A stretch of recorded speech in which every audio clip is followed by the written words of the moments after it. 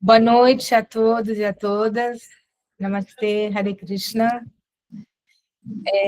Vamos então fazer vai ser uma aula sobre as explicações de base, assim, gerais, para ter uma noção da história dos ancestrais dessa escola Vaishnava, quem foram os grandes mestres, né, que pavimentaram esse caminho desde Chaitanya Mahaprabhu, quem foi Srila Prabhupada e seus mestres, e um pouquinho da história resumida, né, de Srila Prabhupada, a ISKCON, a sociedade que ele fundou. Depois também eu vou explicar as escolas filiais que são tipo primas, né, da sociedade que Srila Prabhupada fundou aqui no Ocidente e na Índia também, tá bom? Então, eu vou pedir primeiro que a gente bebe um pouquinho de água.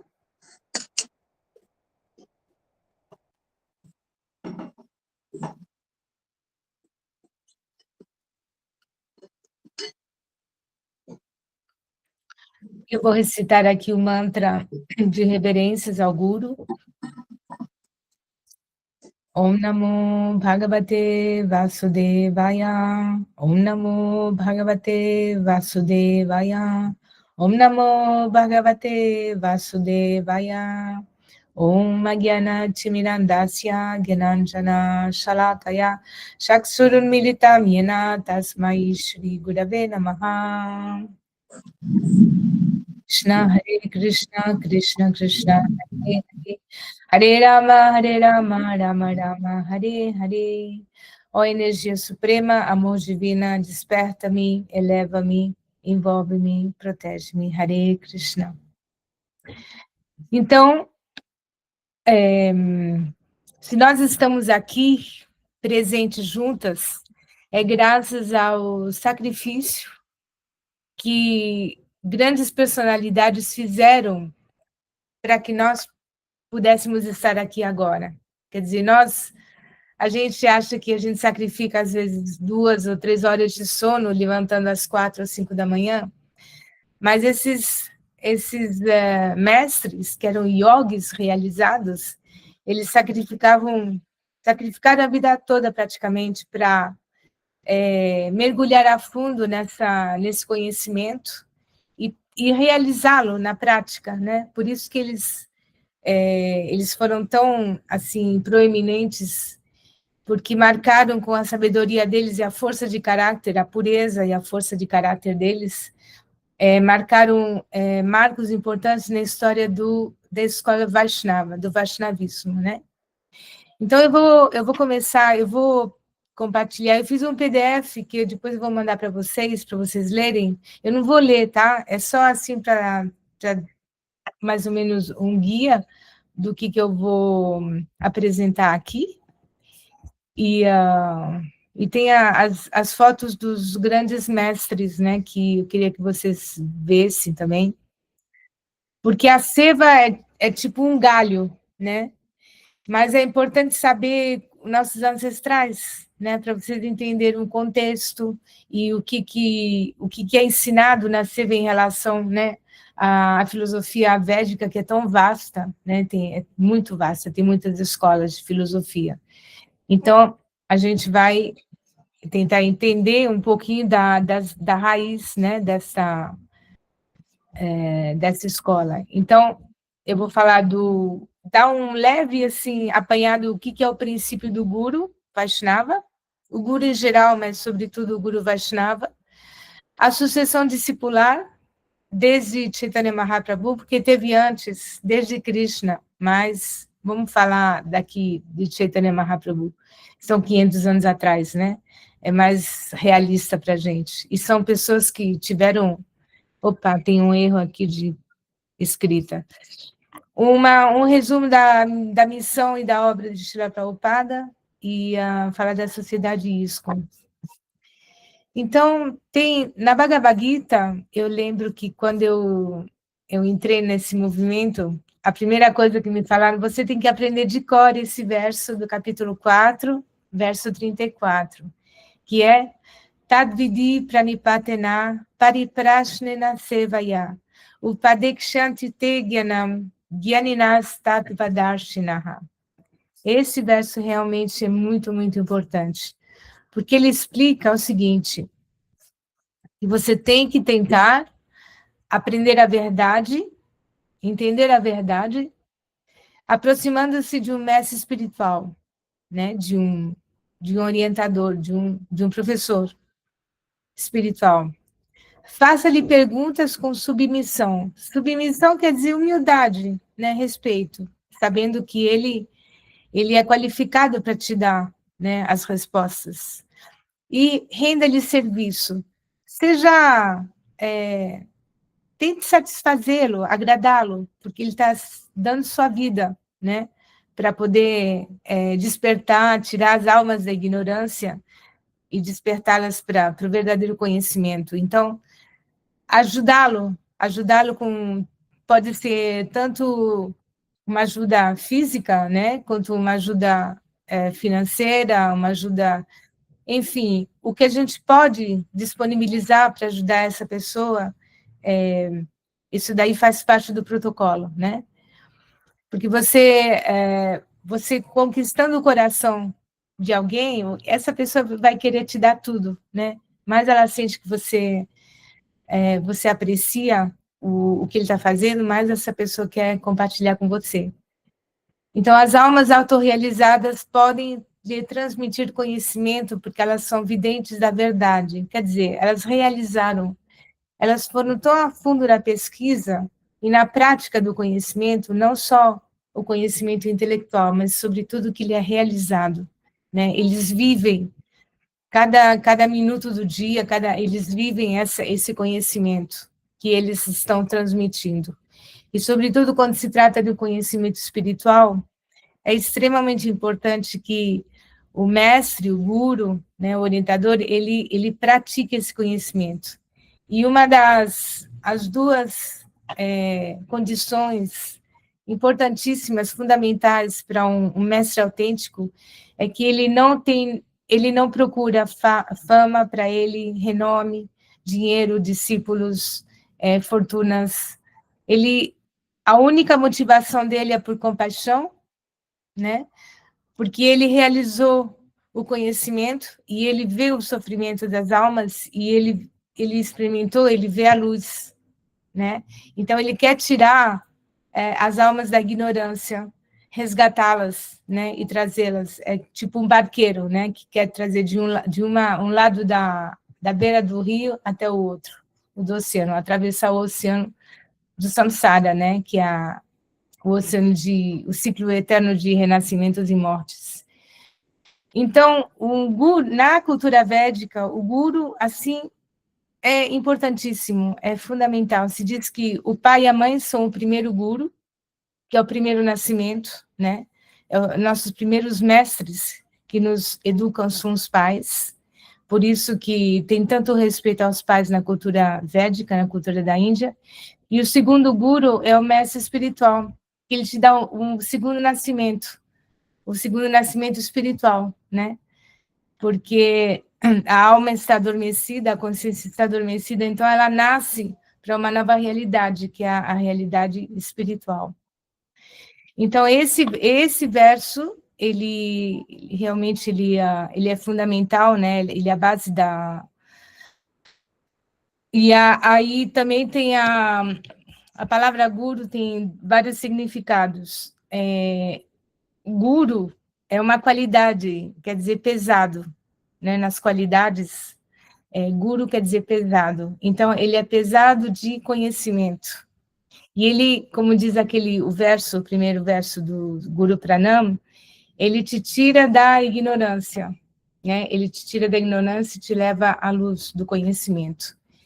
Então, o princípio do Guru, até as escrituras, elas chegam ao ponto de dizer que o Guru autêntico, ele não é diferente de Krishna, de Deus, no sentido que, não que a gente vai colocar o Guru no pedestal, nada disso, mas no sentido do respeito, que a gente não chega a Deus, a gente não chega a Krishna, a Vishnu, sozinhos,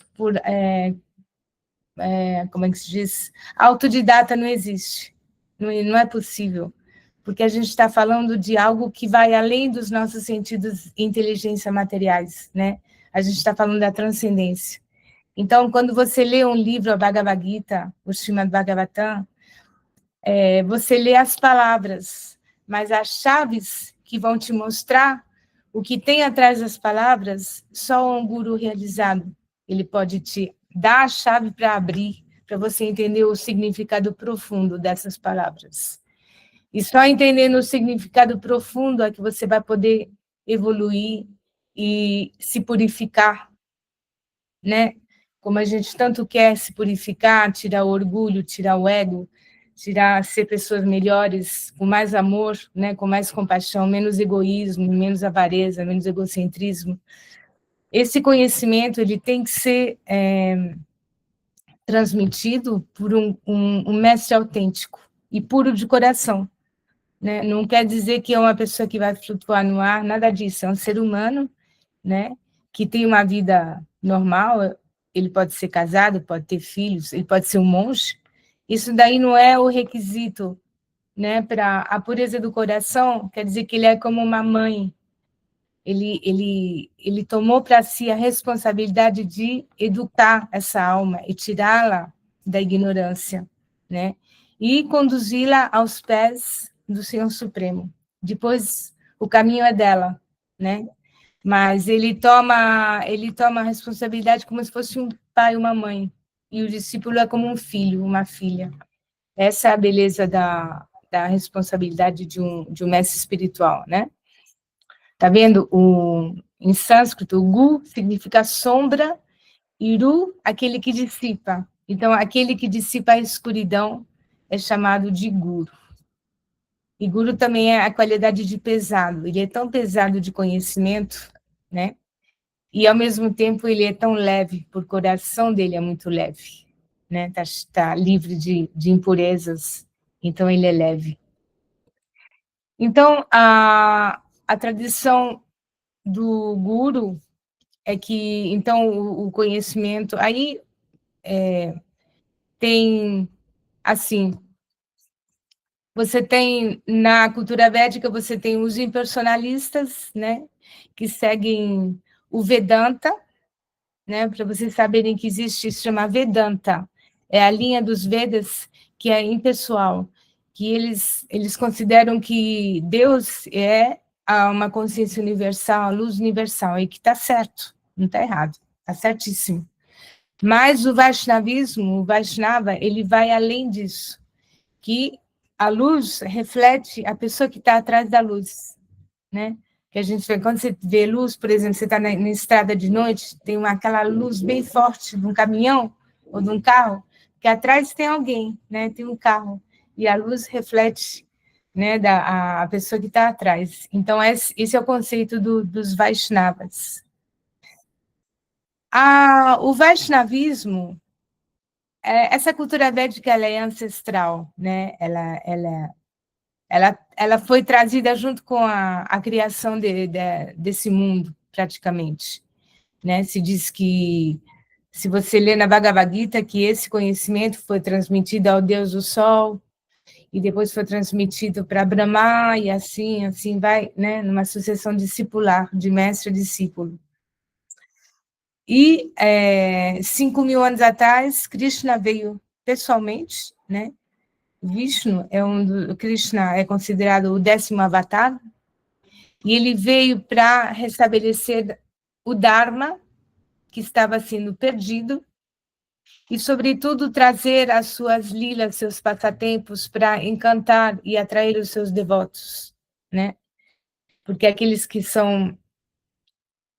têm o amor no coração, tem a bhakti, né, no coração, que está adormecida, né? Elas, quando você ouve as histórias de Krishna, os passatempos, imediatamente ela floresce, ela desperta em você, né? É como se estivesse esperando, o coração está esperando para ouvir falar de Krishna, os passatempos, né? Dele, das expansões dele, dá tanto prazer, tanta felicidade, né? Ouvir falar sobre os passatempos de Krishna. Esses são os Vaishnavas, os que têm uma atração, a alma tem uma atração natural por isso. ela não se força, é espontâneo, né? Só que a gente tem que ser educado, porque a gente está, tipo, adormecido, né? Então, nós temos que seguir regras de conduta, regras de limpeza, levantar cedo de manhã, fazer sadhana, tudo isso, para poder tirar camadas, né, que estão nos cobrindo esse conhecimento, mas ele já está latente em nós. É como se, tipo, a gente nasce com uma tendência para uma profissão, não é? Você nasce com tendência intelectual, ou de comerciante, ou de artista. Você não tem que se forçar, já está em você. Às vezes a menininha já começa a dançar pequenininha, porque ela já tem isso nela, ela quer ser uma bailarina, né? O menino que brinca com caminhões, então já tá neles, né? Ou uma menina que brinca com os cabelos, porque mais tarde ela vai ser cabeleireira, né? Então, a alma ela já tem essa atração natural. Por exemplo, o Krishna, tem outros que têm uma atração natural por outras expansões de Deus, né? É limitado. Cada alma ela tem uma atração. Mas, claro que o Vaishnava vai dizer que Krishna é o melhor, que é o mais completo, né? Ele está vendendo a mercadoria dele. Mas, assim, a cultura védica ela é como se fosse uma democracia espiritual. Você tem muitas escolhas. Você não tem só Jesus ou só Allah, né? Você tem uma panoplia de expansões, de formas do Supremo que são todas atrativas, umas mais do que outras, né? Então, e mais ou menos o advento da Era de Kali começou com a partida de Krishna do planeta, há mais ou menos 5.000 anos atrás, né? A era anterior se chamava Dwapara Yuga, então houve o Mahabharata, né? Dentro do Mahabharata tem a Bhagavad Gita, teve essa batalha de Kurukshetra, onde Krishna falou a Bhagavad Gita para seu amigo Arjuna, né? Isso foi o começo da Era de Kali, quer dizer, uma era onde tem o que domina a decadência da espiritualidade, do Dharma, né? Da retidão, da limpeza, tudo isso vai se decaindo na era de Kali. E na Bhagavad Gita está escrito que em cada milênio, né, Deus aparece de uma forma diferente para restabelecer os princípios da religião, né, estabelecer o Dharma e destruir a irreligião. Mas na era de Kali, é como uma era que vai se degradando muito rápido, as pessoas perdem a memória, né, as leis morais vão se decaindo. Então, antes, por exemplo, todo o conhecimento era passado de forma oral, não precisava escrever. E se vê há 5.000 anos, Srila Vyasadeva, que é considerado a expansão literária de Vishnu, ele escreveu, ele compilou os Vedas. Por quê? Porque na era de Kali as pessoas iam perder a memória e não iam poder se lembrar, né? Então, ele apareceu, isso está descrito nas escrituras, como ele apareceu na deidade, né? Na forma de seus nomes sagrados, que é o Mahamantra Hare Krishna, que a gente entoa e medita no sadhana. Então, há 500 anos atrás, essa grande personalidade de Chaitanya Mahaprabhu, que eu vou dar uma aula só da vida dele na semana que vem, ele era um grande erudito, né, de sânscrito, de filosofia, e ele se converteu, entre aspas, né, na Bhakti. Ele experimentou o sabor, assim, o prazer que existe no Mahamantra, quando você se absorve totalmente, que ele ficou louco de êxtase de amor. E ele abandonou a filosofia, abandonou a erudição, disse, chega, acabou. Eu vou só cantar os santos nomes. E ele inaugurou esse movimento de dançar e cantar, né, nas ruas, com tambores, e as pessoas em êxtase, e cheias de amor, se abraçando, e era o puro amor de Krishna, né? Ele manifestou isso, e ele contagiava as pessoas com esse Mahamantra, só dançando e cantando. E ele estabeleceu isso como uma forma de realização mais rápida e eficaz na era de Kali. Golo Kera Premadana Hari Nama Sankirtana Kalona Steva Steva Gatiranyatha. Quer dizer que nesta era de Kali, a forma mais eficaz de se realizar espiritualmente, de poder experimentar o amor por Deus, é cantando os nomes sagrados dele, o Mahamantra. Então, Chaitanya Mahaprabhu, ele então estabeleceu esse movimento, se chama Sankirtana. Sankirtan quer dizer cantar, né? Kirtana. Não tem quando a gente começa o sadhana, tem Shravana, me ouvir, Kirtana é cantar. Sankirtana, San é completo, em grupo. Então, Sankirtana é cantar em grupo. Você vê quando vocês vêm, tá todo sempre nos templos, né? Sempre cantando juntos o Mahamantra, dançando, tocando, né? Então é poderoso, essa forma de yoga, é um caminho de yoga, né? O Bhakti Yoga. Então ele viveu Chaitanya Mahaprabhu, então nos anos aproximadamente 530 anos, foi na época do Renascimento na Europa.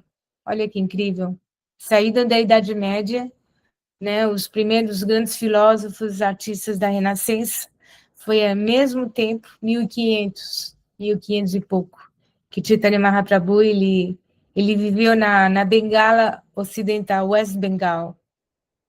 Calcutá é a capital do West Bengal, da Bengala Ocidental. Então, ele não viveu muito velho, sabe? Ele viveu uns 40 anos, e ele não escreveu nada. Ele só deixou o Shikshastakam, que a gente entrou o primeiro verso, né? Chito Darpana Marjanam.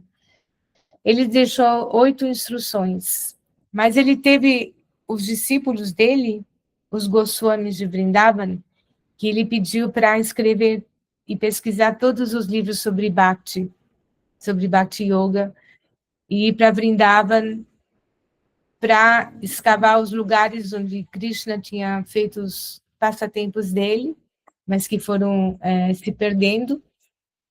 Então, aí vocês têm, então, os 6 Goswamis de Vrindavan, que viveram mais ou menos na mesma época, no século XVI, e depois teve uma sucessão discipular de alguns mestres mais importantes que estão na nossa sucessão discipular Vaishnava, que eu vou citar eles. Eles são, assim, os pilares, né, dessa escola Vaishnava. Vaishnava, a palavra Vaishnava é aquele que ama Vishnu. A palavra Vishnu quer dizer o todo-penetrante, aquele que é todo-penetrante, né?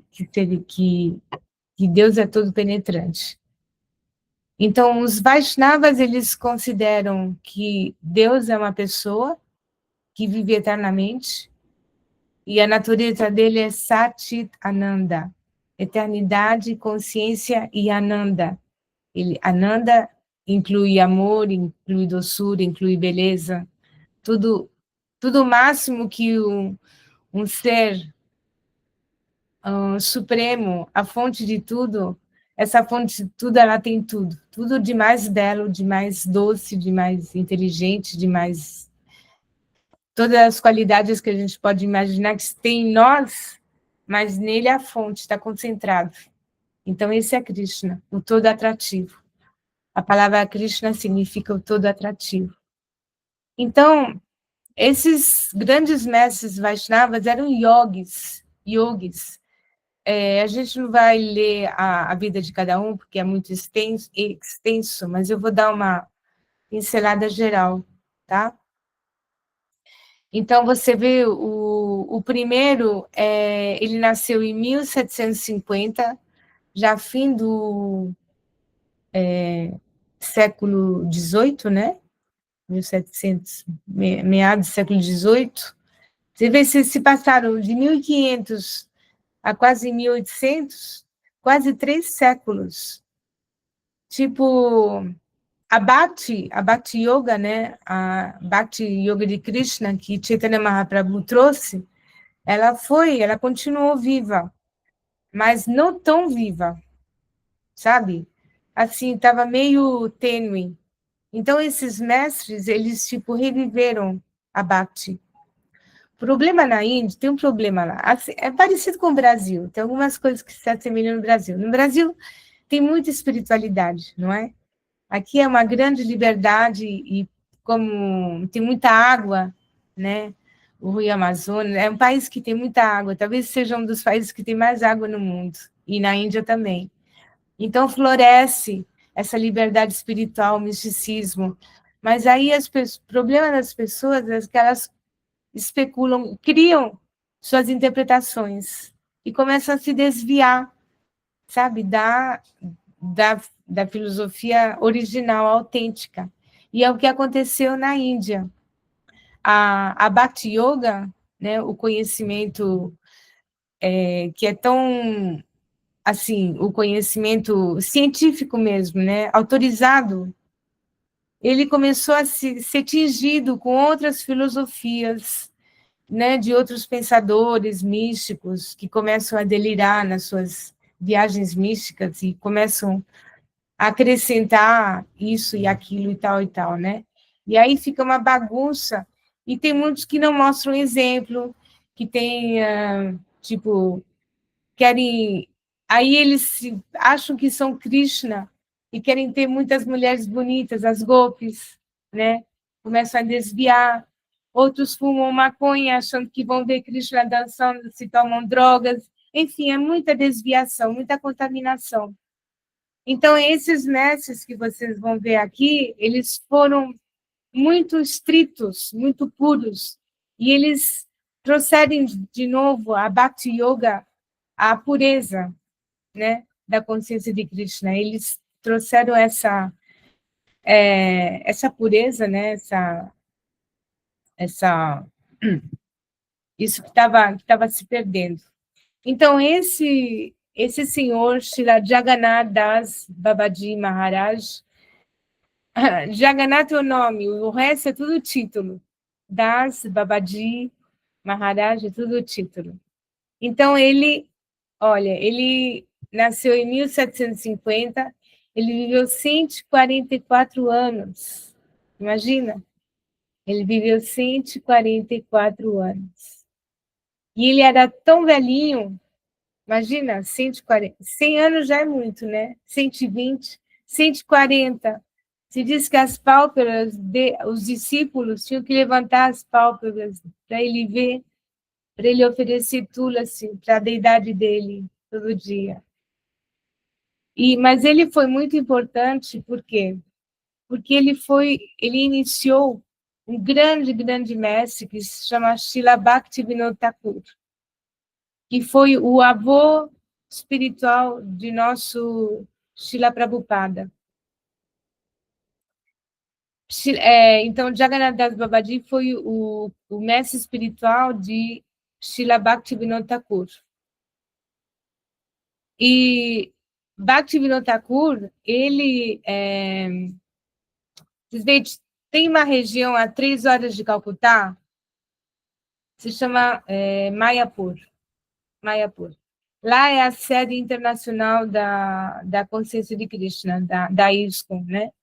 E é lá onde Chaitanya Mahaprabhu nasceu, viveu, mas estava perdido.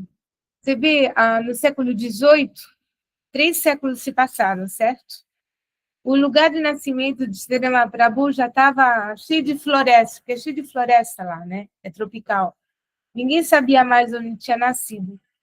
E Bhaktivinoda Thakur teve um sonho, ele morava lá, ele tinha a casa dele lá. Eu vou explicar quem ele foi.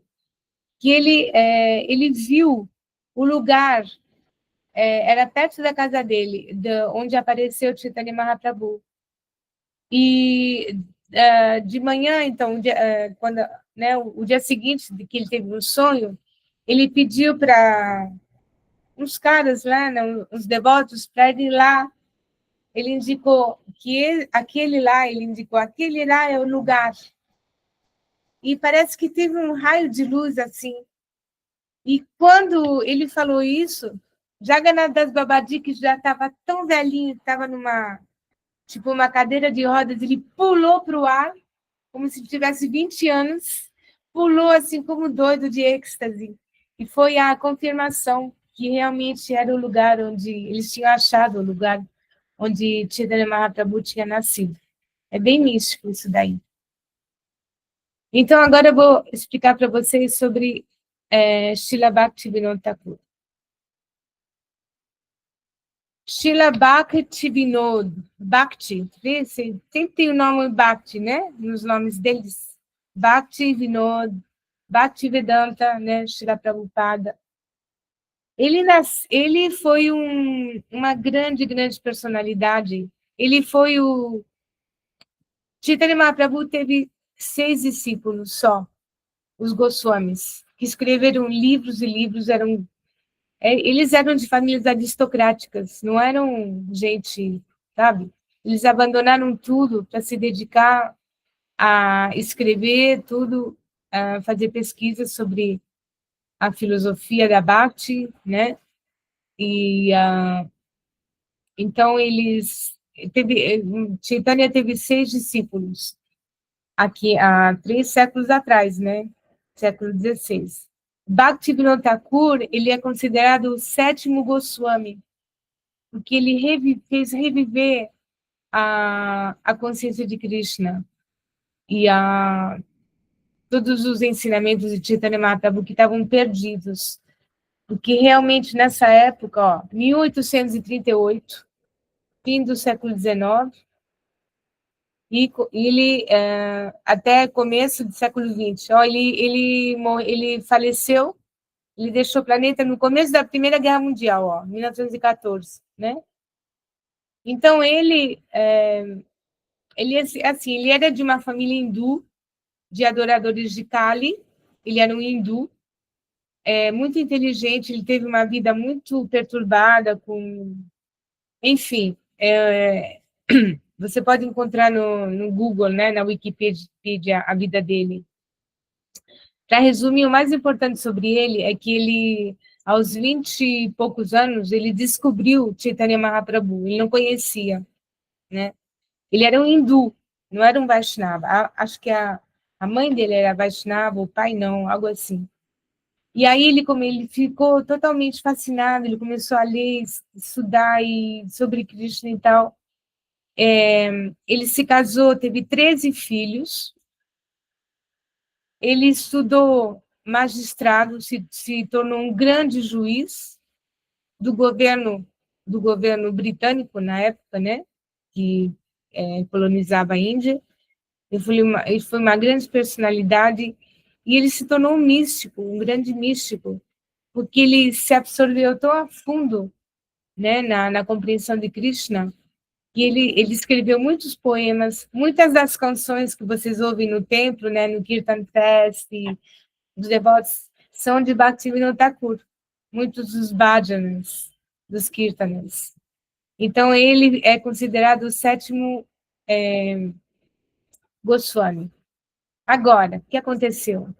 Ele estava tão entusiasmado com tudo que ele tinha descoberto que ele tinha uma ansiedade. Ele teve 13 filhos, né? Ele queria alguém que lhe ajudasse na missão de poder passar para frente todo esse conhecimento, essa literatura. Então ele orou para ter um filho que ajudasse ele na missão. E esse filho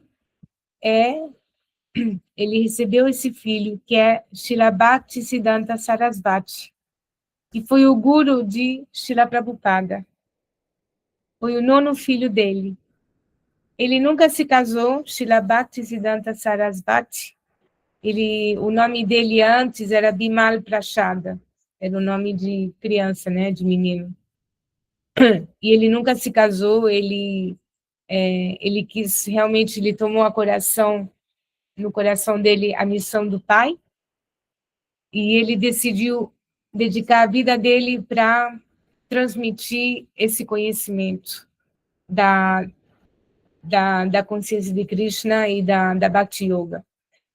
Agora, ele se tornou um grande astrólogo, ele era um astrólogo muito renomado, Jyotish, né, como Devananda. E ele era tão, como se diz, ele era tão estrito, ele era pesado, ele era muito forte. Ele combatia com filosofia, ele era um grande, grande intelectual, ele combatia todas as falsas teorias impersonalistas que davam definições ridículas e incompletas sobre Deus, né, sobre Krishna, sobre Vishnu. Ele combatia de uma forma muito radical, ele é muito forte. Ele guardou ele nunca se casou, ele foi um monge a vida toda. Imagina a força que ele tinha, né? Que toda energia sexual, quando ela é canalizada para cima e sublimada, dá um ser inteligentíssimo e muito forte, né? E ele fez uma transformação, o que até seu pai, Srila Bhaktivinoda, a Bhakti Yoga era praticada em famílias, em templos, em comunidades, né? Era algo assim bem informal. E Srila Bhaktisiddhanta, ele estruturou, assim como nós temos na Igreja Católica, não é? Que tudo foi estruturado, né? Tem a escola de sacerdócio e tal, e tal, e tal, né?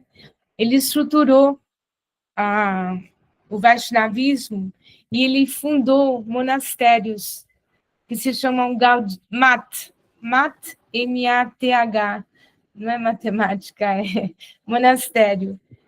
Gaudia, se chama Gaudia Mat. Gaudia é o nome da região, da província onde Mahaprabhu nasceu, né, lá na Bengala.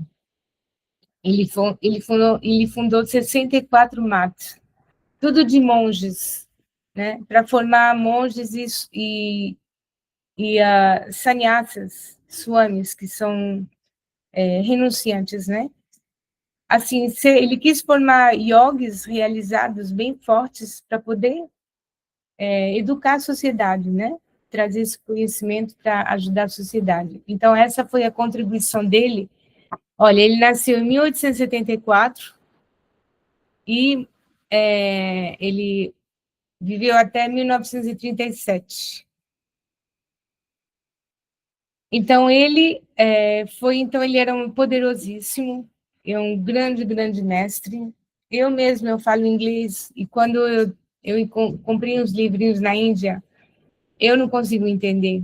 O nível de intelectualismo dele é tão, assim, elevado que é muito complexo, né, o que ele transmite.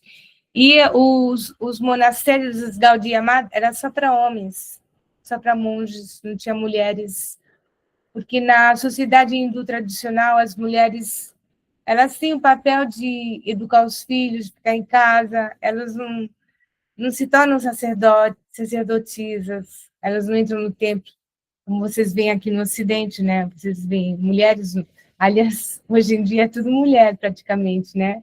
Nos templos de Krishna. Mas naquela época era só homens, né? Então, passamos agora para o nosso querido A.C. Bhaktivedanta Swami Prabhupada. Então, o que aconteceu aí? Ele nasceu no fim do século XIX, 1896, e viveu até 1977. Então, no começo do século XX, teve a Primeira Guerra Mundial, né? A Índia era colonizada pela Inglaterra, pelos ingleses, né? Tinha muito problema político, eram revoluções, Gandhi, né? Então, Srila Prabhupada, ele nasceu de uma família de Vaishnavas. O seu pai queria ter um filho que fosse um devoto de Srimati Radharani, né? Queria um Vaishnava puro, né? Ele queria. E Srila Prabhupada, ele nasceu em Calcutá, em 1996, e cresceu com toda essa cultura Vaishnava, né? E, assim, ele cresceu com essa educação aos não sei quantos anos de idade, ele era uma criancinha, o pai dele ofereceu um Jagannath, um carrinho de Jagannath é aquele forma de Krishna, tem olhos redondos assim, e, sabe, tem os braços curtinhos. Prabhupada, ele cresceu, ele estudou numa escola inglesa, ele era muito erudito, estudou para ser farmacêutico, estudou inglês, sânscrito, ele era muito erudito, Srila Prabhupada. E ele procurava um guru, né? Como todo hindu, ele procurava um guru, ele tinha 20 e poucos anos. Mas na Índia, o problema é o seguinte, você tem gurus, os verdadeiros puros são muito poucos. A maioria são gurus que não têm intenções, tipo, que eles querem discípulos, querem fama, ou querem dinheiro, posição, né? Eles não dão um conhecimento autêntico, porque um guru autêntico é aquele que vai te tirar todas as dúvidas. Ele realizou as escrituras. Ele pode tirar todas as dúvidas que você tem. E não era o caso da maior parte dos gurus que tinham escândalos, né? No mundo todo. E Prabhupada já estava, assim, estava ficando meio sem esperança, né? E um dia um amigo dele falou assim, olha, eu quero te levar para ver uma grande personalidade, é um guru que está visitando aqui a cidade. E Prabhupada falou, aqui nada, eu não quero mais ver guru, eu já estou cansada sabe, desses enganadores, eu não quero mais. E o amigo dele, não, mas esse daí é muito especial, pode crer, tenha certeza, esse daí é alguém muito, muito especial. E era Srila Bhaktisiddhanta, ia dar uma palestra não sei, num lugar aí, numa escola. E Prabhupada falou, olha, que você é meu amigo, eu vou lá, mas eu não acredito mais em gurus. E eles entraram, né, para ver a palestra, e imediatamente Srila Prabhupada, ele ficou primeiro surpreso né, assim, da presença dessa pessoa, Srila Bhaktisiddhanta, e de como ele explicava a filosofia. E durante a palestra, assim, tipo, no fim da palestra, ele estava sentado com um amigo dele, né, com outras pessoas, e Bhaktisiddhanta olhou assim e falou para ele, olha, você vai trazer esse conhecimento, espalhar esse conhecimento na língua inglesa mais tarde. E logo assim, teve uma conexão muito forte entre Srila Prabhupada e o seu guru, Srila Bhaktisiddhanta Sarasvati. Depois ele tinha, isso era em que ano, mais ou menos? Eu sei que ele demorou 10 anos para ser iniciado. 10 anos para tomar a iniciação. Porque ele se preparou, né? Ele preparou a sua vida que ele queria realmente se dedicar ao seu guru. Ele não queria ser só iniciado assim para ser algo, né? Porque ele era iniciado. Ele levou isso muito a sério. Então, a vida de Srila Prabhupada é assim, é uma vida de muitas. Ele foi casado com uma hindu, uma senhora. Ele teve 3 filhos com ela. Ele foi farmacêutico, ele ganhou muito dinheiro, ele viajava, mas desde jovem, né, desde que ele encontrou o seu mestre espiritual, ele começou a, assim, ele levou a sério a missão, né, da consciência de Krishna. Ele começou a querer ajudar o seu guru, então ele começou a imprimir revistas, né, que ele tentava vender e distribuir, apresentar a filosofia de Chaitanya Mahaprabhu para a sociedade. Então ele tinha que, assim, poder reunir, tomar conta da esposa, dos filhos, ganhar o dinheiro e também, ao mesmo tempo, espalhar essa filosofia, que ele realmente levou isso ao coração. Mas as tentativas que ele tinha assim, ao nível de comércio e tal, ele teve muitos problemas, ele perdeu muito dinheiro. No momento, ele chegou realmente a perder tudo que ele tinha. E a esposa dele não era muito cooperativa, porque ela era uma hindu tradicional, ela não tinha esse idealismo que tinha Srila Prabhupada, ela não entendia realmente, não entendia o esposo dela. Então chegou a um ponto que ela até ele perdeu uma tradução, ele traduziu a Bhagavad Gita em língua inglesa e o Srimad Bhagavatam. Essa foi a grande contribuição de Srila Prabhupada, né? Mas ele teve tantas dificuldades no caminho que e a esposa dele não ajudava. Então, um dia, chegou a tal ponto de irritação, que ele estava perdendo tempo precioso da vida dele, e ela não queria cooperar, que ele chegou um dia, ela estava sentada Isso é muito famoso, essa anedota. Ela bebia o chai, sabe? O chai indiano, né? Que tea, em inglês se diz tea. E é um jogo de palavras, né? Porque normalmente os Vaishnavas, que são bem estritos, eles não bebem nem chá, nem café. É assim, aqueles que são realmente, que querem praticar yoga, né? A Bhakti Yoga de forma pura, bem radical, não bebem. Então, teve assim, ele disse, bom, eu tenho uma palestra, um programa importante, um evento, né? E eu quero que você venha comigo. E ela disse, não, eu não vou, eu quero ficar aqui, na minha, né? Bebendo meu chá. Aí ele ficou assim, ele quase que explodiu e falou, bom, agora chega. Ele falou assim, tea or me? Chá é você ou eu? Você tem que escolher agora chega. E ela escolheu, ela falou, tea, o chá. Eu prefiro ficar com o chá do que ficar com você. E falou, tá bom, ok, entendi. Ele pegou as coisas dele e foi embora. Renunciou à vida de família, ele tinha 59 anos. E ele foi morar em Vrindavan. Vrindavan, para vocês terem uma ideia, Calcutá, a Bengala oriental, né, o leste da Índia. Vrindavan é perto de Nova Delhi, é muito longe. E Vrindavan é o lugar onde Krishna nasceu, cresceu, e é uma cidade de 5.000 templos.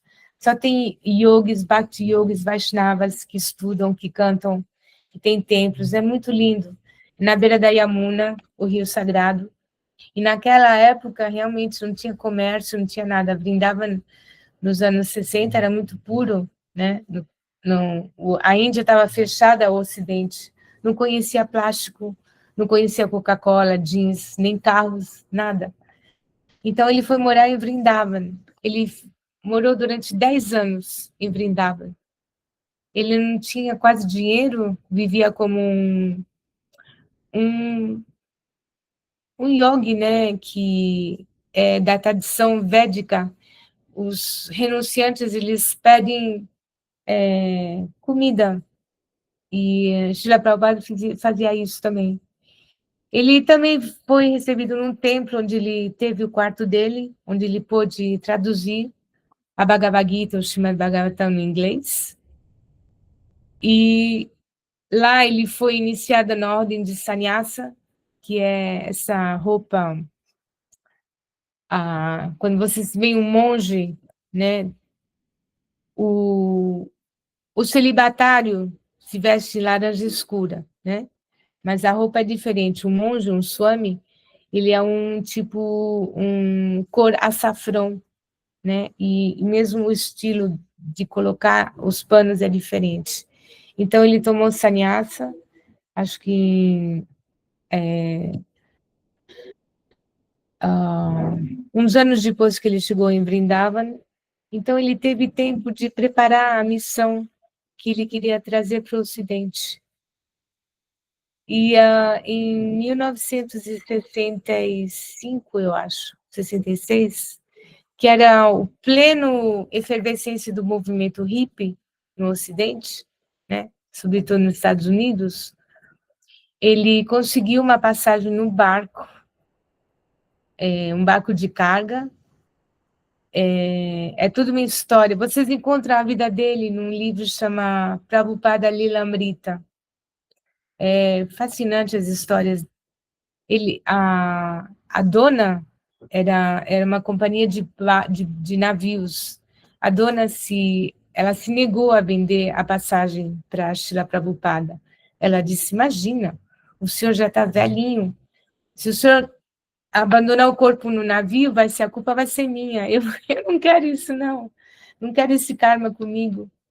Ele disse: não, você tem que me vender a passagem, vai dar tudo certo. Eu tenho uma missão do meu mestre espiritual, eu tenho que cumprir essa missão. Ela não queria de jeito nenhum ela se. E ele sabe o que ele fez? Ele estava tão determinado, ele se sentou na frente da companhia dela, né, que era em Bombay.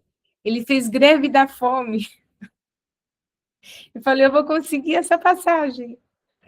E aí ela disse: ok, ok, Swamiji. Chamavam ele de Swamiji. Swamiji, ok, ok, ok, estou convencida.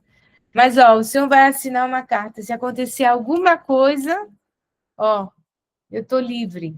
Não quero ser responsável de nada. E Srila Prabhupada disse: ok, ok, ok, ok, no problem, no problem. E ele foi. Nesse navio, ele pediu ajuda aos irmãos espirituais, ninguém quis ajudá-lo. Primeiro que não acreditavam, zombavam dele, disse: você vai nos Estados Unidos? Eles chamavam, os brahmanas, né, tinham o padrão de pureza era tão elevado e que eles sabiam que os ocidentais não são vegetarianos para nada. Então eles chamavam, tem uma expressão que é meio, se a gente falar isso aqui, é meio muito pejorativo. Eles falaram assim: os comedores de cachorros, eles chamavam, né, os ocidentais. Você vai no país de comedores de cachorro, você está louco.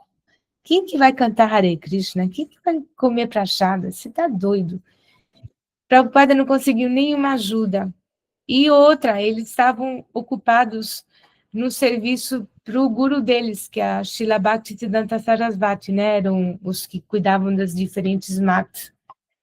Só teve um que ajudou um pouquinho, mandava coisas para os Estados Unidos, mandava os instrumentos e tal. Mas assim, ele disse: ok, não tem problema, eu vou sozinho. Eu tenho fé porque foi a instrução do meu mestre espiritual que eu faça isso. Então, se eu tenho que fazer isso, eu vou ser qualificado. Eu mesmo não posso fazer nada, mas se Krishna quiser, ele vai me qualificar. Ele teve 2 ataques de coração no navio. Ele quase morreu. Ele até chorou, ele escreveu uma carta para Krishna, do Krishna. O que eu estou fazendo aqui? O que você quer de mim? Por que você me colocou nessa posição? Se você quer realmente que eu faça alguma coisa, eu dependo de você. Você tem que me ajudar. É uma carta que existe hoje, né? Que você pode ler. Aí ele chegou em Nova York, ele tinha tipo 10 rúpias, alguns dólares, uma Bhagavad Gita e um cymbal, sabe? O cartão que você toca. Só isso. E uma japamala. E é toda uma aventura, como ele, durante um ano, ele teve só problemas e problemas, ele não conseguia, ele já estava perdendo esperança, ele estava pensando em voltar para a Índia. Em Nova York era aquela época do efervescência hippie, né? Tinha o bairro dos hippies, onde era só LSD, drogas, sexo, rock and roll, assim. Mas era esse pessoal que estavam rejeitando a sociedade do imperialismo americano e que estavam querendo, procurando estavam em plena crise existencial, tentando entender o sentido da vida, não queriam ser como os pais deles, né? Só comer, dormir, ter aquela vida cheia de hipocrisia puritana, né, de igreja protestante. Eles se revoltaram, se rebelaram, muitos iam para a Índia procurar gurus, como os Beatles, né? Então, nesse momento, Srila Prabhupada, ele disse, ok, é agora ou é nunca, eu vou conseguir, se é o desejo de Krishna, se é o desejo do meu método espiritual, eu vou conseguir. Então, numa das praças mais importantes de Nova York, ele sentava todo dia embaixo de uma árvore, cantando o Mahamantra. Hare Krishna, Krishna Krishna, Hare Hare, Hare Rama, Rama Rama, Hare Hare. Assim, com aquela voz de indiano, cheia de... muito charmosa, porque o inglês dele dava apenas para entender, né, com o sotaque indiano, e a pureza dele, né, um sábio da Índia, e os jovens começaram a se aproximar dele, assim, curiosos e assim fascinados, e assim que começou o movimento, né? Ele começou assim, embaixo, e ele conseguiu um lugar, é toda uma história, eu não vou contar porque é muito longa, você tem um livro resumido, chama O Santo do Século XX, que é a história dele, é um livro, O Santo do Século XX. E ele começou, ele cozinhava, ele tinha os hippies que vinham lá no templo, e todos drogados, e ele cozinhava, ele era como pai para todo mundo. E ele começou a educar esses jovens, né, na cultura Vaishnava. E ele formou, então começou, ele formou, ele criou essa sociedade que se chama ISKCON, a Sociedade Internacional pela Consciência de Krishna. Ele, então, em 1965 até 1977, foram 12 anos só que ele ficou no planeta.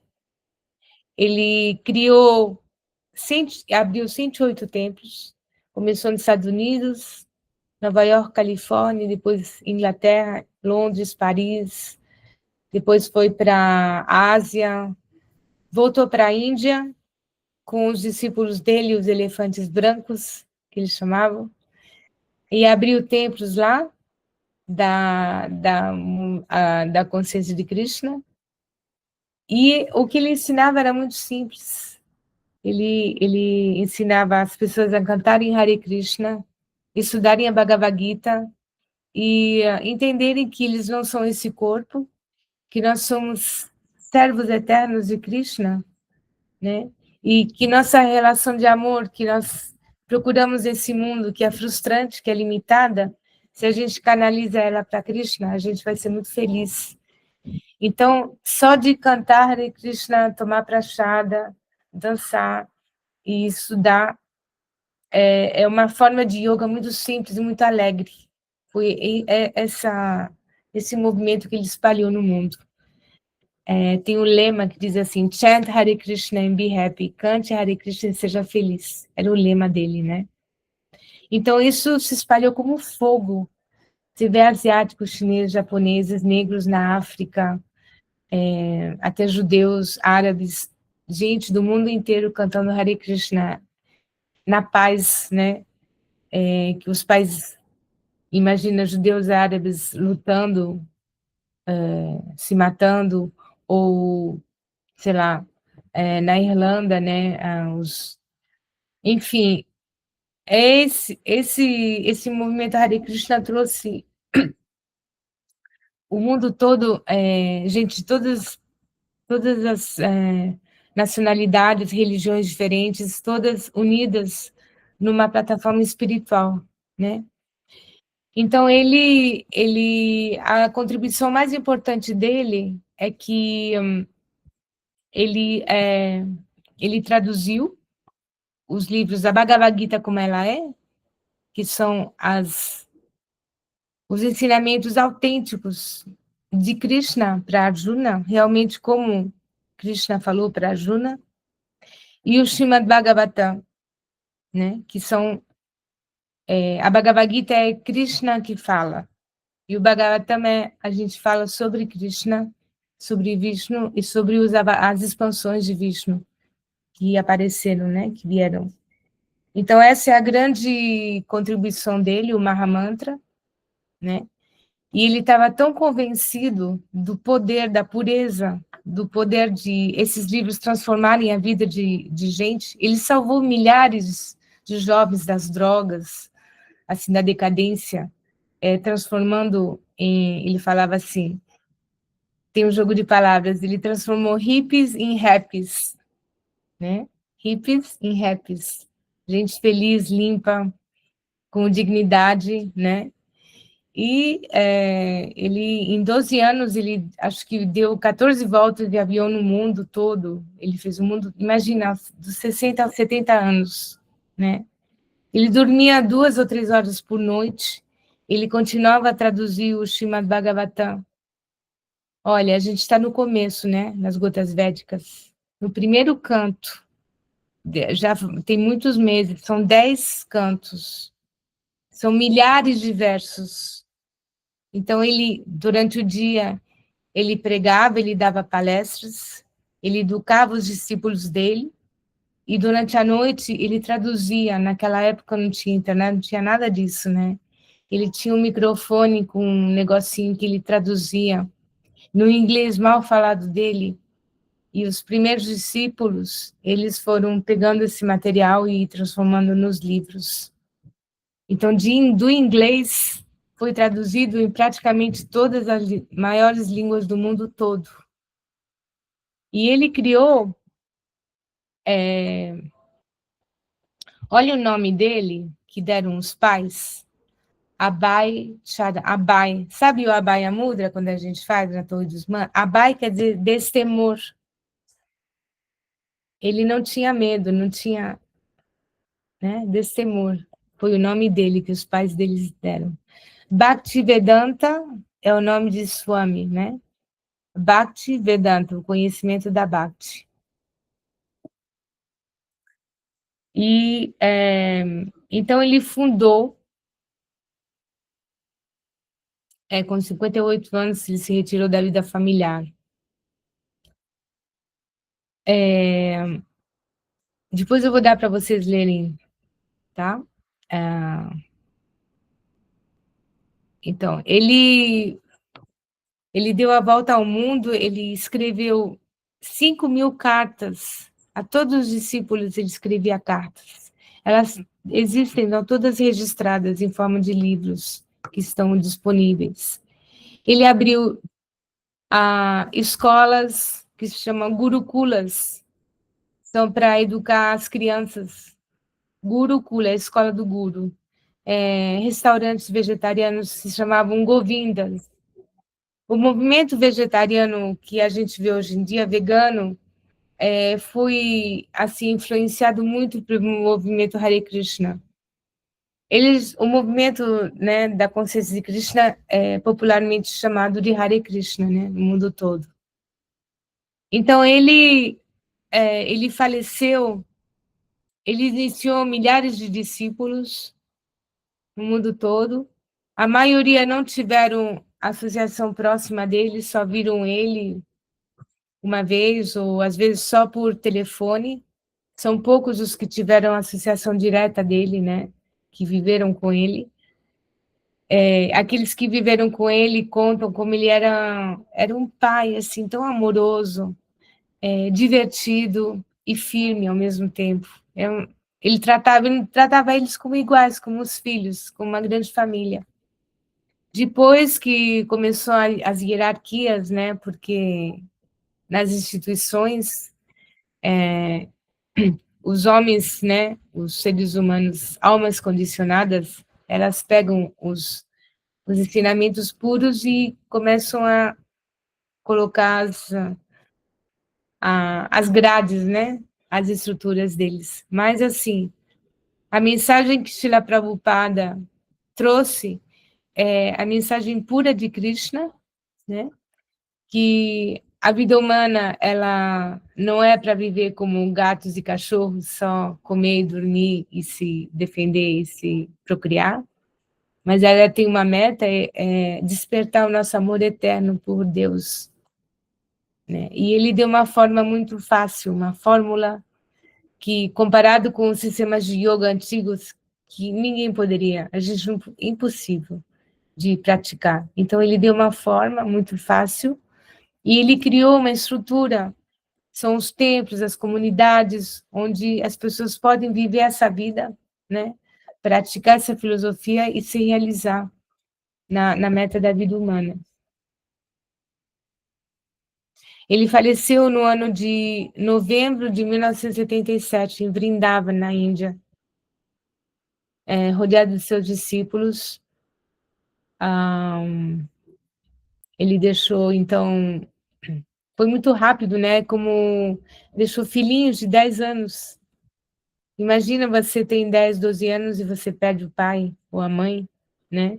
Você não conhece muito da vida. Então, foi muito difícil para os primeiros discípulos, porque eles não conheciam quase nada. Eles tinham essa missão enorme nos braços para levar adiante. Então, eles fizeram o melhor que puderam, né? Então, a gente perdoa as falhas que a gente vê e a gente agradece, né, de todo o coração, todo o esforço, o sacrifício que esses primeiros discípulos fizeram, com o pouco que eles tinham uma missão enorme, né, para levar adiante essa mensagem, né, o que Prabhupada começou. E levaram mesmo, porque hoje em dia a sede mãe agora eu vou falar então da ISKCON, né, tá? ISKCON quer dizer International Society for Krishna Consciousness, Sociedade Internacional para a Consciência de Krishna. A sede dela é lá onde nasceu Chaitanya Mahaprabhu, que é a Bengala Ocidental, Mayapur. E eles... é um vilarejo de pescadores lá, tem muito muçulmano também. O Ganges atravessa aquela região, porque ele acaba, assim como o Rio Amazonas, né? Ele acaba lá na Guiana, né? Onde que é, No Bianca? Peru. Hã? No Peru. Não, Não. Ah, não, onde nasce é no Peru, né? ele E vai deságua. É isso, é verdade, lá por cima da perto do Guiana. Amapá, lá, a Guiana, por lá. Eu estive por lá. Então, da mesma forma, o Ganges, ele termina ele começa nos Himalaias e termina lá em Calcutá, perto. Então, ele atravessa toda essa região. E hoje em dia, Srila Prabhupada pediu para os seus primeiros discípulos, ele pediu, eu quero que vocês construam uma cidade onde o mundo inteiro pode ser abraçado. E essa é a comunidade que hoje em dia está enorme, que é lá em Mayapur, onde Devananda e Govinda Lila viveram por 12 anos. Eles têm ainda uma casa lá. Os filhos deles cresceram lá. E é um lugar internacional, né? ISKCON Mayapur. E essa sociedade, então, ISKCON, ela é registrada, né, como sociedade religiosa no mundo todo. Eles têm a missão eles têm a BBT, Srila Prabhupada fundou a BBT, se chama Bhaktivedanta Book Trust, que é a maior editora de livros religiosos e espirituais védicos do mundo. Então, os livros foram traduzidos em praticamente a BBT, Bhaktivedanta Book Trust International. Tem português, espanhol, chinês, japonês, russo. Gente, línguas africanas, hebraico, árabe, tudo que vocês podem imaginar.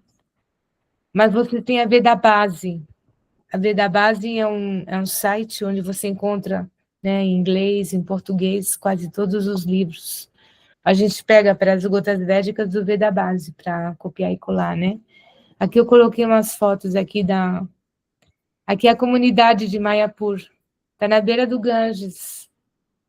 E ela cresceu muito. Tá vendo essa cúpula, esse domo aí no fundo? Eles estão construindo o maior templo védico do mundo, que vai ser, com a pandemia, já era para ser inaugurado, mas com a pandemia atrasou tudo, e está sendo inaugurado aos poucos. Se chama Srila Prabhupada queria que assim, no teto, né, desse templo fosse um observatório do planetário segundo o Srimad Bhagavatam, né? Então, eles estão fazendo isso. Todo o Srimad Bhagavatam, a cosmologia védica pintada no teto do templo, é uma coisa impressionante. E acho que vai ser inaugurado daqui 1 ano ou 2 anos, algo assim. E aqui de avião, aqui é o Ganges, né? E aqui você vê a comunidade cheia de... E tem você vê muita floresta, né? Então, tem todos os lugares dos passatempos de Chaitanya Mahaprabhu, aí, né? Por aí, tem muitos vilarejos, né? Todos lugares sagrados, incríveis. Então, agora são 8h30, eu vou falar um pouquinho, vou explicar algo muito importante para vocês. Você tem alguma... Tudo bem até agora? Tem alguma pergunta, alguma observação? Tudo bem? Tá, eu vou explicar o seguinte. Quando vocês veem que Srila Prabhupada, o guru dele, Bhaktisiddhanta Sarasvati, abriu 64 monastérios, que são as Gaudiya Math, na Índia. Eram só homens, monges. Swami Prabhupada, ou Srila Prabhupada, que a gente chama carinhosamente de Srila Prabhupada, ele sempre foi um homem de negócios, um pai de família, ele nunca foi monge, ele nunca viveu num monastério, numa mata. Ele adquiriu a consciência, o Vaishnavismo em casa, com a mãe, com o pai, né? Cresceu, ele mergulhou nisso. Então, ele viu a rigidez, né, desses monastérios, e ele entendeu que a mentalidade ocidental nunca, jamais ia poder aderir a essa filosofia de acordo com o que o seu guru estabeleceu. Então, ele fez uma revolução. Ele atualizou o Vaishnavismo para o Ocidente. Senão, a gente não estaria aqui agora. Então, ele permitiu que as mulheres fossem sacerdotisas, que subissem no altar para adorar, fazer adoração, fazer puja. Ele diminuiu o número de voltas de japa. A gente faz uma, né, na Seva. Na ISKCON são 16. Mas nas Gaudiya Math, na Índia, são 64. Imagina se fica o dia todo cantando o Mahamantra. Imagina, era impossível, né? Essas matas, esses monges eram muito austeros, né? Celibatários, né? Mas ele trouxe a consciência de Krishna de uma forma muito atrativa. Se os templos da ISKCON são belíssimos, coloridos, de alto nível, de qualidade de roupa, guirlandas frescas todo dia para as deidades, a prachada, né, a alimentação, tudo é assim, alto nível, tudo primeira classe, tudo limpo, lindo, colorido, perfumado. Gente assim, alegre, mulheres, né, meninas lindas, com sares, todas decoradas. Então, ele fez esse movimento muito atrativo, né? Porque nós ocidentais somos muito atraídos pela beleza, pelo prazer, né? De comer, de dançar. A gente gosta de pessoas bonitas. E Srila Prabhupada entendeu isso. E ele entendeu que Krishna é o mais atrativo. Então, esse movimento tem que ser muito atrativo para as pessoas serem atraídas por Krishna. Então, você vê que, geralmente, as devotas de Krishna são muito lindas, que já têm uma vida muito pura, né? Uma mente positiva, e elas são muito lindas, muito puras, assim, muito belas, e os meninos também, né? Ah, bom, então ele, quando veio para o Ocidente, os primeiros discípulos, só existia a ISKCON, que foi a sociedade que Srila Prabhupada criou. Mas na Índia, alguns irmãos espirituais de Srila Prabhupada também se desligaram das Gaudias, porque tinha muito problema, muita política, muita se dizem, assim, não seguiam a pureza que de Bhaktisiddhanta Sarasvati tinha estabelecido, tive muita desviação. Então, alguns mestres, eles se desligaram e criaram suas escolas. Assim como o Srila Prabhupada criou a ISKCON, teve alguns que criaram suas escolas Vaishnavas e que apoiaram o Srila Prabhupada. Não indo para o Ocidente, mas apoiaram da Índia mesmo, recebendo os discípulos, ajudando, mandando coisas, né? Então, tem basicamente 3 escolas Vaishnavas que depois vieram para o Ocidente. E, então, eu vou falar delas um pouquinho para vocês saberem que elas existem, e não fazem concorrência, porque é a mesma filosofia, só que é um pouquinho assim, é a mesma filosofia, né? Se procura o amor por Krishna. Radharani é a devota mais elevada, que tem mais amor por Krishna, então, nossa, tem uns erros aí depois para corrigir. Os Vaishnavas adoram Srimati Radharani, como se diz que para chegar a Krishna você tem que se tornar uma amiga de Radharani, senão você não consegue Krishna, porque Krishna, aqui ele mais ama é Srimati Radharani. Então essa filosofia e o Mahamantra é igual para todos, só que cada um desenvolveu uma característica. Então você tem basicamente 4 escolas. Ah, tem assim, a ISKCON, ela se especializou na estrutura externa. Então, você tem os grandes festivais. A ISKCON, ela é muito esperta em cozinhar, assim, esses banquetes de prachada incríveis, opulentos, para centenas de pessoas, decorar os templos, ter kirtanas, né, tocando assim com músicas, com canções de uma forma opulenta, abundante. Tem muita abundância, né, muita riqueza. São templos onde você pode ir lá, tem restaurantes, comer a prachada de alto nível, tudo.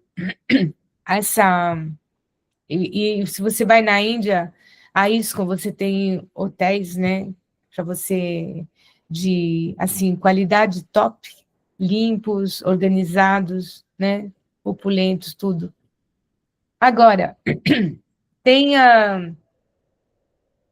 um irmão espiritual dele que se chamava Narayan Maharaj, que ajudou muito o Srila Prabhupada na época onde o Srila Prabhupada estava em Nova York sozinho. Ele mandou instrumentos, ele se correspondia com Srila Prabhupada. Então, Naraya Maharaj, ele ajudou a dar a ordem de renúncia de sannyas para Srila Prabhupada. E vou explicar isso para vocês entenderem como funciona. Srila Prabhupada partiu, ok? Os primeiros discípulos, como eles não conheciam nada, eles, infelizmente, tem muitos que se imaginaram que eles podiam ser os sucessores de Srila Prabhupada. E isso foi um grande erro, que teve abuso de poder e se tornou assim muito rígido, né? A ISKCON se tornou muito rígida e teve muito fanatismo que estragou, fez aquele amor que a gente procurava entrando num grupo espiritual. Você encontrava regras muito rígidas, fanatismo, né? Muito julgamento. Então, muitos devotos antigos começaram a deixar a ISKCON, perdendo esperança, assim, realmente desiludidos, né? E aí foram acolhidos por outras escolas, tem 3 escolas que na Índia, né, em Vrindavan, eram irmãos espirituais de Srila Prabhupada, que acolheram esses devotos que saíram da ISKCON, assim, queimados, sem esperança, decepcionados. E esses outros mestres, eles não tinham a estrutura que a ISKCON oferece. Eram pobres, eles o que tinham a oferecer era o amor, o conhecimento, a realização. Então, você tem essas escolas Vaishnavas, tem a Gaudiya, que hoje em dia é o representante é Van Maharaj, Krishnanarayan Maharaj já abandonou o corpo. Van Maharaj, ele vem muito no Brasil. A diferença com a ISKCON é que eles não te dão, eles dão muito, eles focam muito nas lilas de Krishna, entender as lilas, os passatempos. Eles ficam horas fazendo bhajans belíssimos. Eles se dedicam muito a estudar as canções e as lilas de Krishna. Essa é a característica da Gaudiya. Mas em termos de estrutura pragmática, você não pode contar muito com isso, mas eles te dão um lado assim mais acolhedor e, né, das histórias de Krishna, de Radha, e esse lado mais místico, né? Mas falta o conhecimento de base que a ISKCON dá. Você vê, cada um tem um ponto forte. Depois você tem a Chaitanya Sarasvati Mata, que foi também um grande mestre, Sridhar Maharaj, foi irmão espiritual de Srila Prabhupada. Também lá em Mayapur, ele tem o ashram deles lá. E ele é um grande filósofo. Sridhar Maharaj, ele estudou todas as filosofias, os grandes filósofos do mundo. Ele era extremamente erudito. E ele é um poeta. Ele era um grande poeta místico. Então, os livros de Sridhar Maharaj foram todos traduzidos em português, em espanhol, em todas as línguas, e são muito poéticos, né? Tem muitos devotos que saíram da ISKCON e foram tomar refúgio em Sridhar Maharaj. E o sucessor de Sridhar Maharaj foi Govinda Maharaj. E tem no Brasil, tem templos, né? Tem comunidades pouquinhas, mas a característica deles é a simplicidade e servir os devotos. Para eles, o ponto forte é servir, está sempre preocupado com o bem-estar dos devotos, né? Essa coisa de serviço e o Mahamantra. Eles são simples, mas sim essa coisa de calor humano, né? Que tem gente que gosta dessa simplicidade, que se contentam com isso, né? Eles também não têm a grande estrutura da ISKCON, não tem o lado intelectual, tem uma simplicidade, um calor humano que é gostoso, né? Então, tem gente que... E eles estão preocupados com o lado da ecologia, da natureza. Tem devotos que se identificam mais com isso, né? Depois tem a escola Sarasvati Gaudiya, que é a ex-missão Vrinda. Se vocês ouviram falar da missão Vrinda, foi... Essa, sim, ela fez ecovilas, eles abriram ecovilas na América Latina, praticamente eles estão na América Latina. E ela não existe mais, ela foi substituída pela escola Sarasvati. O guru deles é um chileno, que era um discípulo de Srila Prabhupada, e eles seguem a mesma coisa, só que eles traduzem todas as canções em espanhol, em português, é muito engraçado. Eles são bem simples também, bem assim, meio família, sabe? E depois tem a Gopinath Gaudiya Math, que não tem no Brasil,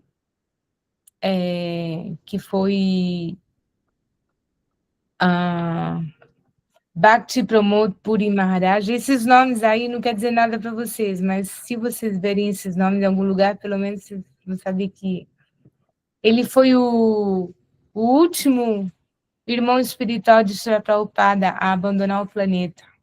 Eu conheci ele, ele era bem, bem velhinho. Não chegou aos 100 anos, não passou de 100 anos. Esse daí não. Mas ele era extremamente humilde. Ele era, se dizia que era a encarnação da humildade. Ele, tão humilde que ele era, e ele escreveu um livro sobre a Bhakti, muito lindo. E o servo dele, pessoal, Bodhaya Maharaj, ele é vivo ainda, não é jovem, mas deve ter uns 50 anos. E ele tem ele viaja muito pelo Ocidente também. A mesma filosofia, mais indiana, né? Assim, os únicos que realmente trouxeram uma atualização para o Ocidente foi Srila Prabhupada, com a ISKCON. E os outros seguiram, né? Porque viram que tinham que se adaptar, senão não iam espalhar a consciência de Krishna no Ocidente, porque nós somos muito diferentes dos indianos, totalmente, né? Então, eles se adaptaram.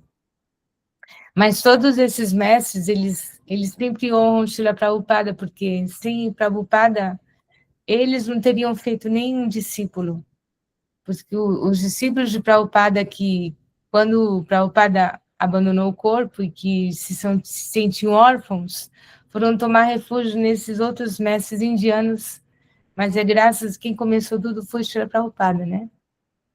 E bom, esses são os mais conhecidos. Tem outras escolas, né, assim, mas assim, é difícil, né, para você, como ocidental na Índia, esses mestres indianos, eles pensam diferente que a gente e, assim,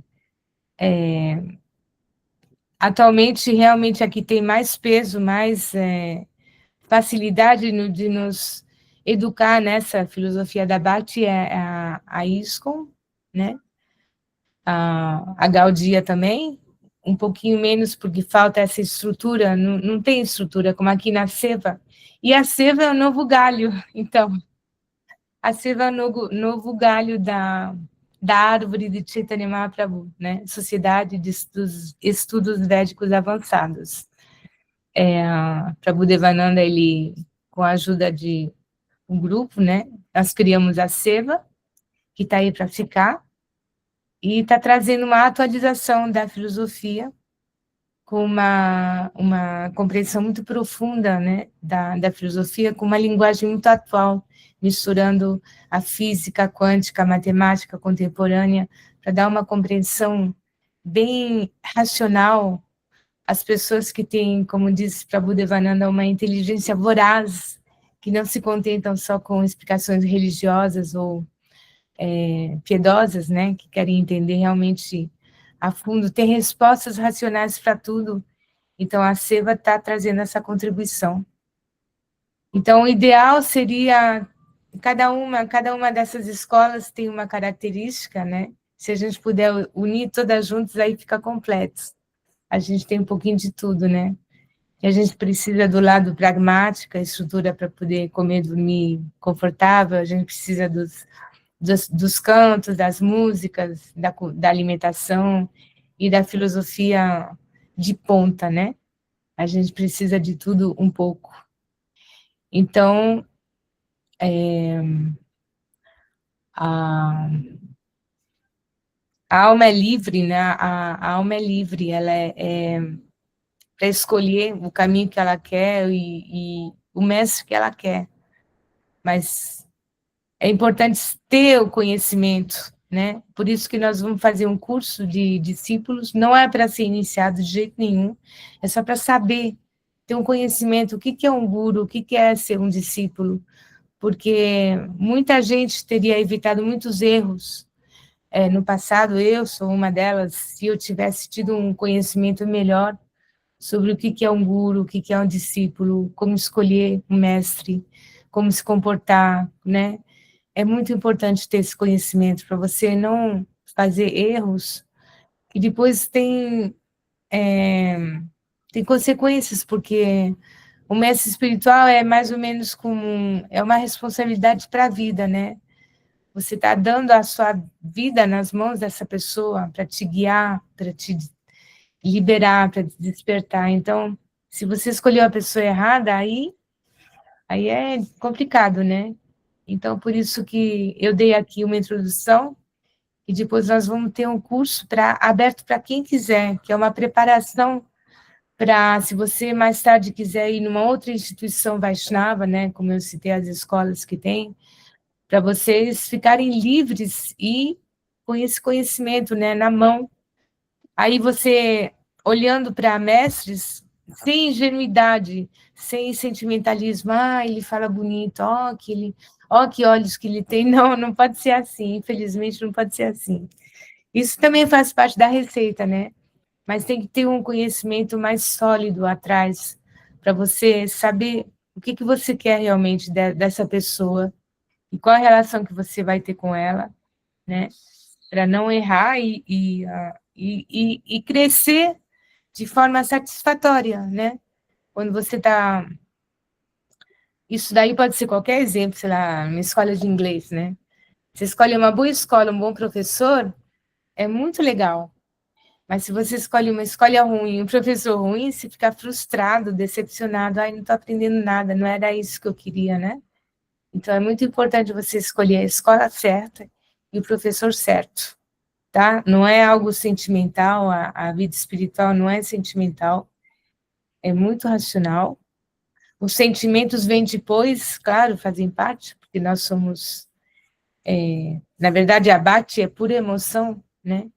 Mas emoção transcendida, não a emoção da dualidade, da loucura, né, da nossa mente, é uma emoção transcendida. Então, no começo tem que ser um caminho racional, não é religioso. Você pode, a gente tem rituais religiosos, entre aspas, né, os pujas, os artes, tudo isso, mas tudo tem uma explicação esotérica, tudo tem uma explicação, porque se oferece o fogo, porque você faz 5 voltas, porque você põe a marca aqui, o que significa, tudo tem, sabe? Tudo é matemática, toda essa manifestação é matemática, não tem nada assim aleatório, tudo tem uma explicação, né? Por que as mulheres põem um ponto vermelho aqui, o negócio aqui não é à direita ou à esquerda, tudo é matemático, parece tudo místico, assim, exótico, mas quando você vai ver, o que você come com a mão direita, come, né? Os indianos comem com a mão, tudo tem uma explicação, e é fascinante, né? Quando a gente faz as coisas entendendo o que a gente faz, né? Aí é satisfatório. Senão você fazer as coisas mecanicamente não tem sentido. Aí você abandona. Se você não entende o que você está fazendo, você se abandona. Você não vê resultado, né? Você não evolui. Então você para com aquilo, vai embora. Então é muito importante, por isso, para o Devananda, ele é tão estrito, né? Em levantar cedo, em seguir estritamente o sadhana, para você ter um resultado. Senão, qual o sentido disso tudo, né? Você perde o gosto, então depois se abandona, né? Então sempre tem que estar lá, né? Batendo martelo todo dia, conhecimento, porque a gente é muito fraco, muito frágil, né? A gente, um ventinho, você esqueceu tudo. O coração se fecha muito rápido, né? Com as dualidades, com a inveja, com os desejos, tudo. É uma bagunça, então todo dia tem que limpar, abrir, esclarecer, né? E a associação é a base de tudo. Sem associação, a gente está perdida. Você tem alguma pergunta, alguma observação, por favor? Fique à vontade. Boa noite, só tenho a agradecer a oportunidade. E à medida que a gente vai aprendendo a aprender, a conhecer, o saber é uma grande responsabilidade, né? Porque depois não dá para dizer, eu não sabia. Então, É uma grande responsabilidade, né? Saber essas coisas. E muito obrigada por abrir essa... É mais que uma janela, é um portal que você está abrindo hoje. Para mim, pelo menos. Muito obrigada, querida Devi. Sim, claro. É muito importante saber onde a gente está pondo os pés, né? Porque, é bonito, são simpáticos, mas não é suficiente, você tem que saber o que tem, né? Você vai abrir uma conta num banco, você tem que saber quem é esse banco, será que eu posso confiar, botar meu dinheiro nesse banco? Né? De ver a história deles, eles fizeram falência ou não, são fortes, posso confiar? Nossa, você põe... Nosso dinheiro é a coisa mais preciosa que tem, né? Fora da saúde, é o dinheiro. Você não pode aplicar o dinheiro em qualquer lugar, você tem que saber onde você está colocando. E aqui é pior ainda, né? Na vida espiritual, você está colocando o coração, nossa alma, nossa vida. Então, mais do que nunca, você tem que saber onde você está pondo os pés. Então, essa história, saber nossa família, nossos ancestrais, né? Para saber que a gente recebe essa herança genética, né? E para Devananda está falando isso hoje, né? Que se é uma família de mestres que tiveram sucesso, muito sucesso, todos tiveram sucesso, muito fortes, valentes, né? Heróis. Então nós temos esse DNA em nós, né? Se a gente levar com compreensão e com essa força, com essa clareza, com esse desejo forte, esse entusiasmo, então a gente vai ter sucesso também, né? A nossa responsabilidade se diz assim, qual é a responsabilidade maior do discípulo, né, do aprendiz? É poder agradar o coração do guru dele. E o que é o guru? O que é o mestre realizado? O que ele quer? Ele quer resgatar as almas, só isso. Que é o passaporte para ele poder entrar, poder viajar, né? Para outra, poder despertar na transcendência, ele precisa resgatar o maior número de almas. Então, os seus discípulos vão ajudá-lo nessa missão. E é sempre a mesma coisa, é como uma pirâmide, né? A ideia da... Você vai sempre carregando, né, a missão do seu mestre, do coração, né? É coração para coração. É essa a base da Bhakti, é muito linda, o caminho da Bhakti Yoga, né? É o yoga do amor e da devoção. E ele é prazeroso desde o começo. Você não precisa esperar para ter...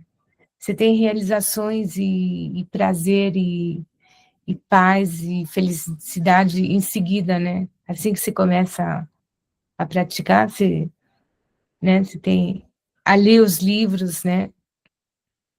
Tudo é muito rápido. Por isso que é a forma mais eficaz para a era de Kali que se explica, né? Cantar o Mahamantra em conjunto, porque sozinho a gente não consegue. E cantar o Mahamantra é estudar esse conhecimento e transmiti-lo aos outros. Porque é transmitindo que a gente floresce na nossa consciência, né? Não só pega... É como uma mãe, quando você tem filhos que você cresce, né? Você se torna realmente, se diz que uma mulher se torna completa, emancipada quando tem filhos, né? Mas mesmo se você não tiver filhos biológicos, você pode adotar os filhos, né? Ser uma mãe espiritual. Eu não tive filhos biológicos, mas eu me sinto realizada, né? Então, você pode ser mãe de outras formas, não só biológica. Mas biológica também é bom, né? Ter os dois. Alguém tem mais alguma observação, alguma pergunta? Não, Dave, foi perfeito, tá? Tá tudo bem esclarecido, bem didático. Sim. E também é importante vocês conhecerem a história bem, né, do que aconteceu através da história desses mestres e sempre decaindo, porque você vê como é que chama? A entropia, né? É a desintegração. Esse mundo está sujeito à entropia, então tudo que começa puro, lindo, ele vai se deteriorando, degradando. O conhecimento é igual, a espiritualidade, tudo vai se degradando. Então, de tempos em tempos, Deus manda uma alma, né, muito forte, iluminada, para fazer levantar o negócio, limpar, dar uma limpada. Sempre teve e sempre vai ter, né? Então, esses mestres são marcos. E aí, quando você vê as falhas, e mais você chega perto, você vai ver um monte de falhas. Aí você consegue perdoar e ter compaixão, porque são almas condicionadas que estão tentando fazer o melhor que podem. Se elas fossem almas realizadas, não teria tantas falhas. Mas é que são almas condicionadas. E outra coisa, você tem que lembrar, as pessoas normais não procuram espiritualidade, grupos espirituais. Eles estão vivendo a vida deles, curtindo, ganhando dinheiro, namorando, se divertindo, né? Mas quem sofre demais, quem já... Aí que começa a se questionar sobre a vida e procura grupos espirituais, né?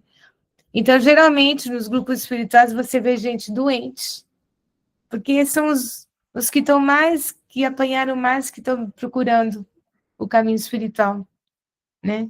Então, a gente pensa, eu entro num grupo espiritual, todo mundo é puro, bonito, rosa. Nada disso, que nada. Não é assim, não. Alguns, aí tem diferentes níveis, né?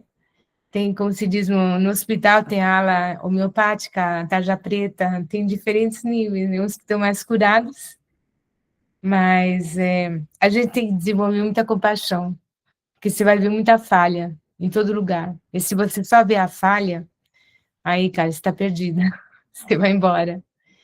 Mas a gente tem que desenvolver compaixão, sabe? E ver que se eles não são melhores, é porque eles não entenderam. Eles têm o seu tempo de como diz, de maturidade, né? Maturidade espiritual. E tem uns que não conseguem, que ficaram cristalizados nas regras, nas regulações, né? E não conseguem ver além disso. Se você consegue ver além, então não se coloque no mesmo patamar. Você tenha compaixão, né? É como tem exemplo que diz que o mestre aponta para a lua e os discípulos, eles veem a ponta do dedo, eles não veem a lua, né? Então, a gente encontra muitas falhas, mas a gente tem que ver, para Budevananda ele tem algo muito que eu admiro muito, porque eu vejo muita falha. Eu tento desenvolver a compaixão, mas às vezes só vejo falhas. Aí ele fala assim, olha, são devotos de Vishnu, eles são muito queridos a Vishnu, eles cantam Mahamantra, seguem os princípios, estão cheios de falhas, mas a gente perdoa eles, porque eles são muito queridos a Vishnu, então a gente tem que amá-los e respeitá-los. Eu gosto, isso me ajuda muito, porque aí eu paro de ver as falhas, que eu também tenho falhas, né? Então, como se fez assim, né? Um dedo para lá, 3 para você, né?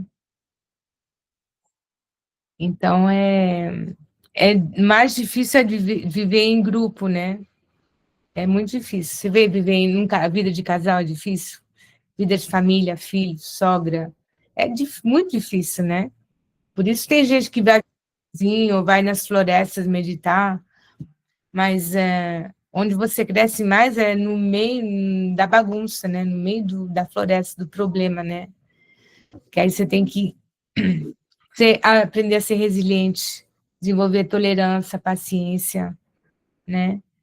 E ver que estão todos pacientes. Essa fórmula também ajuda muito, que todas as almas condicionadas são pacientes numa clínica. Quando eu falei isso para minha irmã outro dia, que ela está tendo problemas com a minha sobrinha, eu falei, olha, ensina ela a ver que são todos pacientes.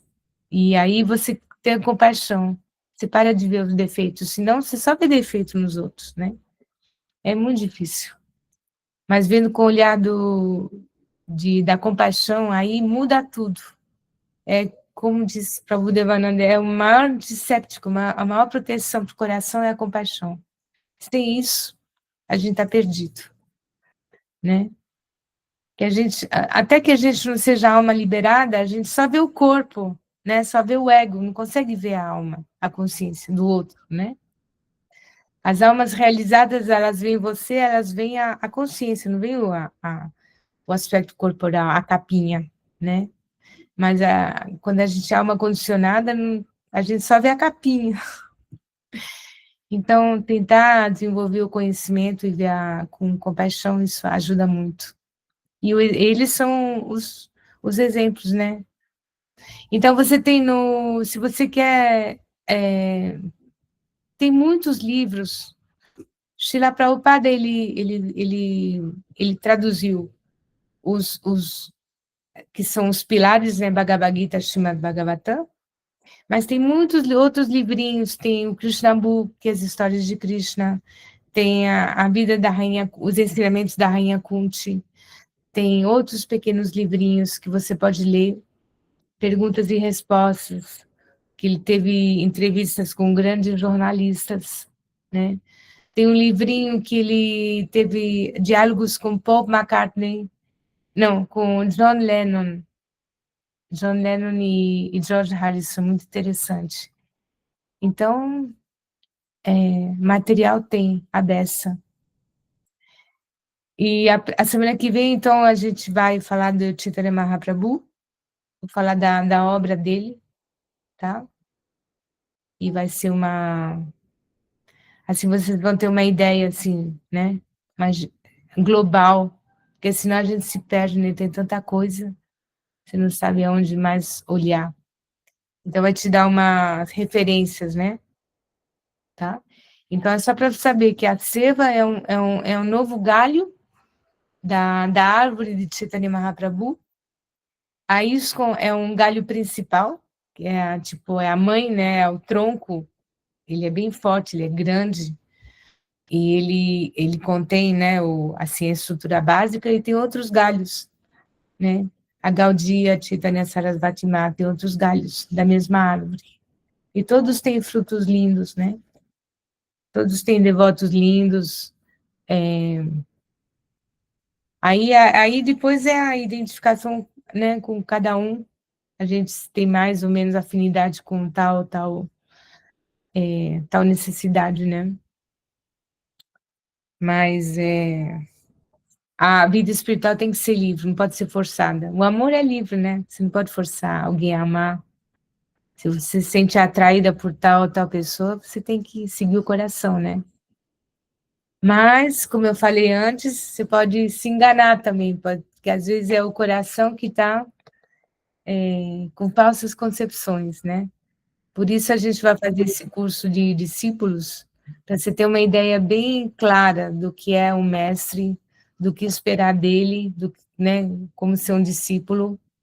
Eu fiz muito erro na minha vida antes, porque eu não tinha esse conhecimento. Então a gente quer poupar vocês e os próximos de não ter erros e ter uma vida espiritual assim, cheia de paz e de uma evolução boa, né? Não é que a vida espiritual não tem problemas, tem muito problema, é muito intenso. Que vem a mente, ataca as emoções, tudo é uma confusão, né? Tem dias que se diz assim, meu Deus, como é que eu vou fazer hoje? Quem é Krishna? O que eu estou fazendo aqui? E é assim, é constante, é intensa. Mas com o conhecimento apropriado, você pode amenizar e ter uma vida, uma evolução mais, assim, mais na paz, né? Menos fragmentada. É isso que a gente quer oferecer para vocês, tá bom? Então, eu vou parar por aqui. Muito obrigada pela participação de vocês. E a gente se vê a semana que vem, tá bom? Obrigada, Devi. Boa noite. Boa noite a todos. Tchau, tchau. Boa noite. Gratidão, Devi, gratidão. Boa noite, Obrigada, gente. Devi. Obrigada, Devi. Hare Krishna. Obrigada, Hare Devi. Krishna. Foi incrível a Obrigada aula. pelo seu Obrigada. tempo, pela dedicação. Um beijo. Beijo. Hare Hare Krishna. Krishna. Hare Krishna. Tchau.